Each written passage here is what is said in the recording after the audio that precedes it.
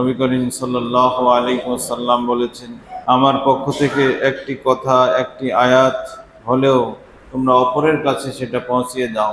তবে আমার হাদিসের ব্যাপারে বা আমার রেফারেন্স দিয়ে বলার সময় যদি আমার নাম করে কোনো মিথ্যে কথা বলা হয়, সে যেন এই একটা মিথ্যে কথার কারণেই তার নিজের স্থানকে জাহান্নামে বানিয়ে নিল। নাউযুবিল্লাহি মিন যালিক। এখান থেকে আমাদের জন্য শিক্ষা হচ্ছে, ইসলামের যে কোনো বিধান সম্পর্কে সুস্পষ্ট এবং শুদ্ধভাবে জানলে সেটা আমাদেরকে অন্যকে দাওয়াতি কাজ করতে হবে। আরেকটি হচ্ছে, রাসূল সাল্লাল্লাহু আলাইহি সাল্লামের নামে কোনো হাদিস বললে সেটা যদি সন্দেহ থাকে, না জানা থাকে, তাহলে পরে সেই হাদিসটা বলতে হবে না।